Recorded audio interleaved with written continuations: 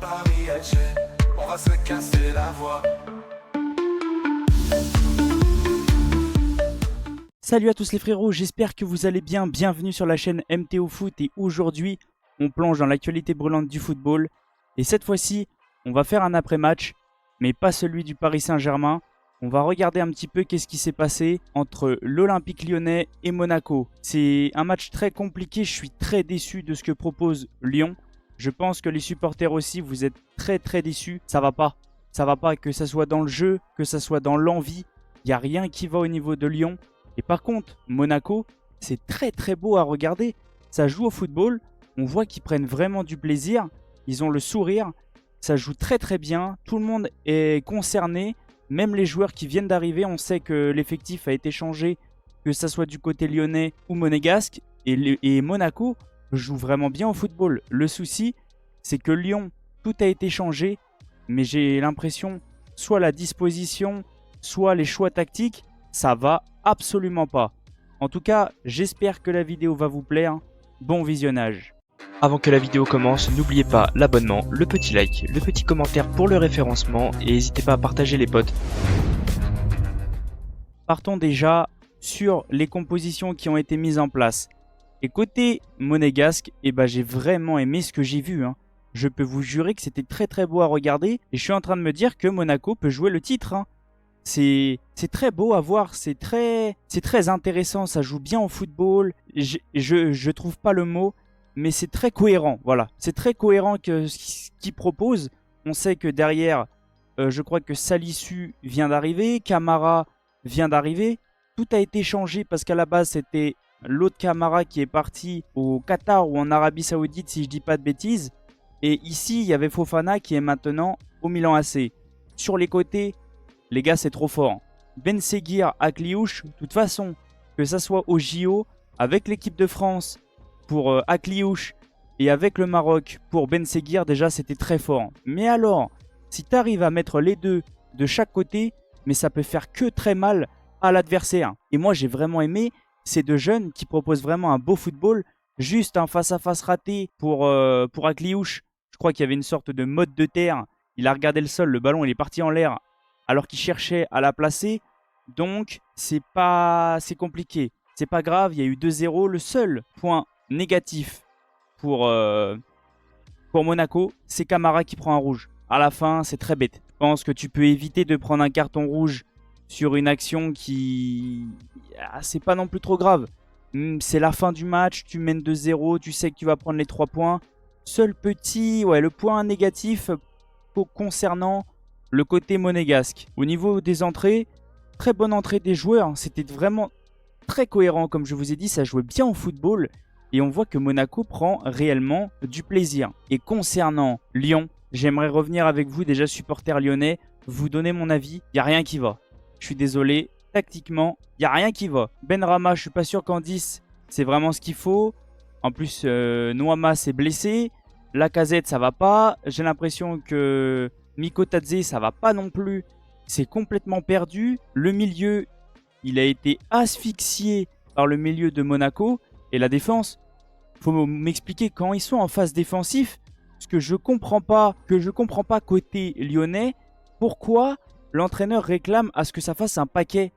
Les joueurs se resserrent, les latéraux se resserrent par rapport aux centraux et ça forme un paquet. Le souci, c'est que Monaco en a clairement profité parce que les Lyonnais étaient tellement centrés et en paquet que les Monégasques passaient sur les côtés, sauf que quand tu laisses un espace à Akliouche ou à Ben Seguir, mais c'est danger assuré. Je comprends pas le fait de défendre en se resserrant et en laissant les côtés ouverts. J'ai pas compris qu'est-ce qu'il a voulu faire Pierre Sage. Je sais pas, j'ai l'impression que ça marche pas.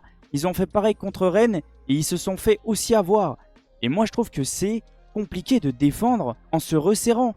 Et ce que je comprends pas, c'est que j'ai la sensation qu'il n'y a pas d'envie à Lyon. Il n'y a pas d'envie. Sur chaque ballon à aller chercher, sur chaque duel, sur chaque occasion, sur chaque but, je voyais les Lyonnais trottiner.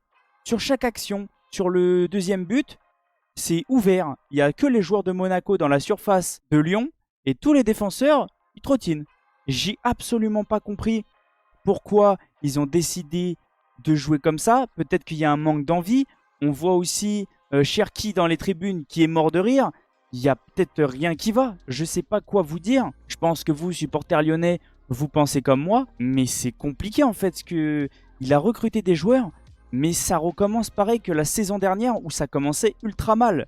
Là, il y a 5 buts pris, 0 marqué, 0 points. Dernier. Et ça recommence. La même chose que la saison dernière. Maintenant, on va regarder au niveau de tout ce qui est statistique et on va voir que Lyon n'a clairement pas existé dans le match. 21 frappes à 1. XG 1,94 presque 2 à 0,03. Une seule frappe qui n'a rien donné, mais c'était une catastrophe le match. C'était une catastrophe. 6 frappes cadrées à 0, ils auraient pu clairement en prendre beaucoup plus, Lyon. Et ils auraient pu en prendre 4 ou 5, Lyon. Et encore, je suis gentil. Lyon n'a pas existé de tout le match. C'était pas beau à voir. Il n'y avait rien qui allait. Que ce soit tactiquement ou même dans l'envie. Les supporters lyonnais, je vous comprends. Et littéralement, je me mets à votre place. Ça doit être horrible de supporter ça. De voir son équipe qui n'a pas envie de jouer au football, qui n'a pas envie de proposer du beau football. Et moi, même moi, en tant que passionné de football, voir une équipe jouer comme ça, mais je trouve ça pas beau. Là, il n'y a aucune envie, il n'y a même pas une envie de faire quelque chose. Il n'y a rien. Il n'y a rien. On peut même pas leur trouver d'excuses. Quand on regarde les faits de jeu, il n'y a rien. Ils sont allés une fois dans la surface et après, domination de Monaco tout le match. C'était une catastrophe. Alors, concernant les joueurs un par un, Akliouche, Ben Seguir, c'est trop fort. Le milieu défensif, alors que tout a été changé, c'est très fort. La défense, c'est plutôt cohérent, c'est costaud. Au niveau de l'attaque, Mbolo a fait ce qu'il pouvait. Et moi, je dirais bon match du gardien de Lyon qui sort des parades, qui évite Lyon de prendre un gros score. C'est tout ce que j'ai envie de vous dire. Il n'y a rien à dire dans cet effectif-là. Le milieu catastrophique, ils ont rien vu du match. La défense, j'ai pas compris le fait de se resserrer. Les latéraux, je suis pas satisfait de ce que je vois. Offensivement, c'est pas ouf. Fofana, je l'ai pas beaucoup vu.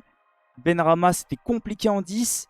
Noama, blessé dès le début. Lacazette, j'ai l'impression qu'il refait pareil que pendant les JO. Lacazette, je l'ai pas vu beaucoup.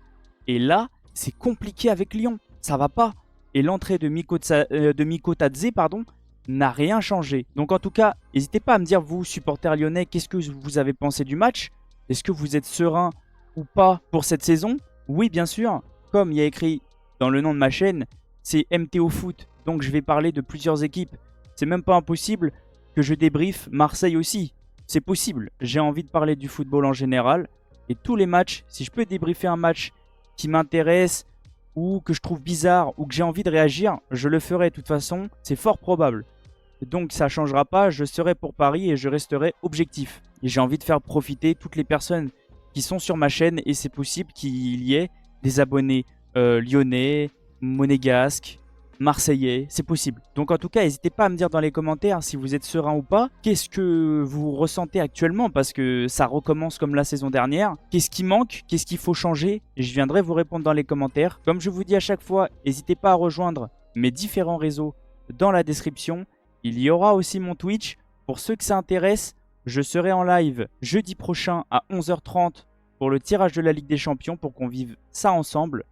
Et aussi en live le vendredi, juste le lendemain, à partir de 21h, pour pouvoir être en live les 3 dernières heures du Mercato avec vous, qu'on puisse voir s'il y a des choses qui se passent pendant les 3 heures. Et il n'y aura pas que du PSG. Toutes les infos qui tomberont, ça sera en live. Donc en tout cas, je vais vous laisser sur cette fin de vidéo. Merci à tous ceux qui sont restés du début jusqu'à la fin. Merci à tous ceux qui s'abonnent, qui like, qui partagent. C'est grâce à vous qu'on en est là. Et je vais vous laisser sur cette fin de vidéo. Et je vous dis à la prochaine. Ciao les potes. N'hésitez pas à aller voir les 2 vidéos qui s'affichent sur le côté. Ça peut vous intéresser et ça fait toujours plaisir. Pour toi Paris, on va se casser la voix.